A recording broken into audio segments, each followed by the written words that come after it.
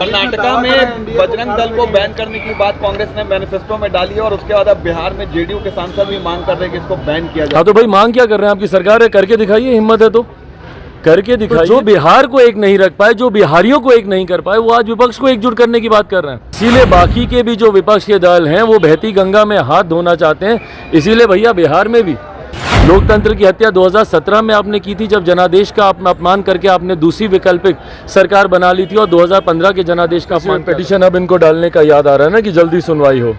भाई हम लोग शुरू से कहते आ रहे हैं कि जातीय जनगणना का हम लोग समर्थन करते हैं, और ऐसे दल जो इसका समर्थन करते हैं, क्यों नहीं सर्वदलीय बैठक बुलाई गई? क्यों नहीं तमाम दलों के सुझाव इसमें लिए गए? शुरू में भी जब ये जनगणना शुरू भी हुई थी, उस वक्त भी हम लोगों ने आशंका जाहिर की थी कि भाई क्या हो रहा है, कैसे हो रहा है, प्रोसेस क्या है, क्या तरीका है, किसी को मालूम ही नहीं है। क्यों? क्योंकि मुख्यमंत्री Nitish Kumar ji single man army की तरह काम करते हैं, किसी से राय मशवरा सुझाव लेना वो ज़रूरी ही नहीं समझते हैं। और यही संभवतः कारण होगा कि इसका स्वरूप इतना कमज़ोर तैयार किया गया है कि सरकार अपने पक्ष को न्यायालय के समक्ष मजबूती से रख ही नहीं पाई होगी, और परिणाम स्वरूप न्यायालय ने इसके ऊपर अंतरिम रोक लगा दी है। अब देखते हैं कि भाई अब आने वाले दिनों में सरकार की मंशा अगर रहती तो इसको और मजबूती से करती ना। सरकार की मंशा रहती तो जितने भी दल जो समर्थन कर रहे हैं सबको साथ में लेती। सरकार की मंशा रहती तो सर्वदलीय बैठक इसके ऊपर बुलाती। ये सिर्फ दिखावे की राजनीति है भैया। मुख्यमंत्री दिखाते कुछ और है, चाहते कुछ और है। 500 करोड़ रुपए जो इस्तेमाल किए जा रहे हैं उसको जो व्यक्ति बिहार को एकजुट नहीं करें वो विपक्ष को एकजुट करने जा रहे हैं। बिहार में बंटवारे की राजनीति कौन करता है भैया? किसने दलित को महादलित किया? किसने पिछड़ा को अति पिछड़ा किया? कौन अगड़ा पिछड़ा की राजनीति कर रहा है? कौन हिंदू मुस्लिम की राजनीति कर रहा है? कौन लव कुश खोरी कुर्मी की राजनीति कर रहा है? कौन महिला पुरुष की राजनीति कर रहा है? बताइए। तो जो बिहार को एक नहीं रख पाए, जो बिहारियों को एक नहीं कर पाए, वो आज विपक्ष को एकजुट करने की बात कर रहे हैं। हास्यास्पद है भैया। और कैसे विपक्ष इनके नेतृत्व में एकजुट होगा? कौन सा मॉडल है इनके पास भैया विपक्ष को एकजुट करने का? कौन सी सोच है इनके पास विपक्ष को एकजुट करने की?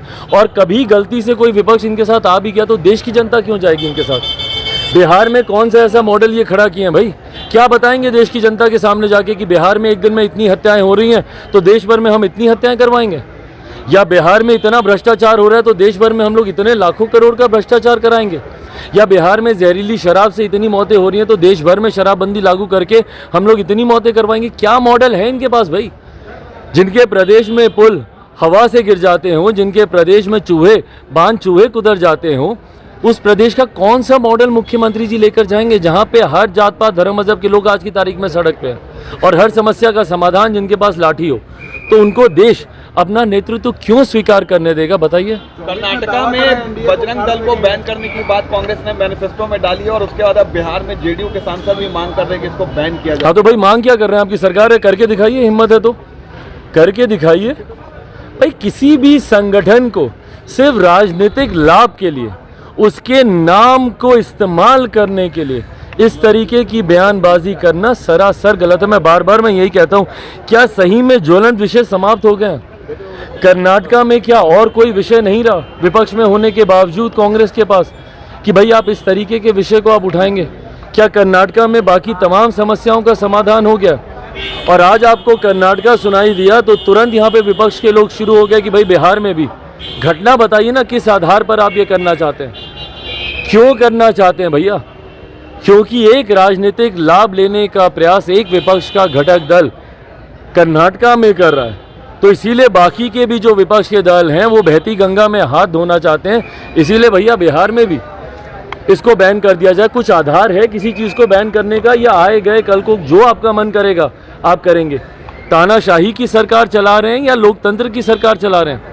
इस तरीके से अगर तानाशाही है तो सही मायनों में जो मुख्यमंत्री बोलते हैं लोकतंत्र की हत्या हो रही है, लोकतंत्र की हत्या मुख्यमंत्री जी इसको बोलते हैं। जहाँ पे किसी भी संगठन को बैन करने की सिफारिश कर दी जाती है, आपके दल के नेताओं के द्वारा मांग उठा दी जाती है बिना किसी आधार पे, इसको कहते हैं लोकतंत्र की हत्या।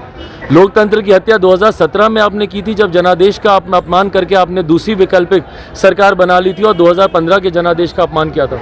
लोकतंत्र की हत्या आज आप कर रहे हैं। जनादेश एनडीए के लिए था, महागठबंधन के सरकार के साथ आप सरकार चला रहे हैं। ये तमाम परिणाम, ये तमाम प्रमाण हैं कि कैसे मुख्यमंत्री नीतीश कुमार जी लोकतंत्र की हत्या करते हैं, कैसे नीतीश कुमार जी की लोकतंत्र विरोधी सोच रही।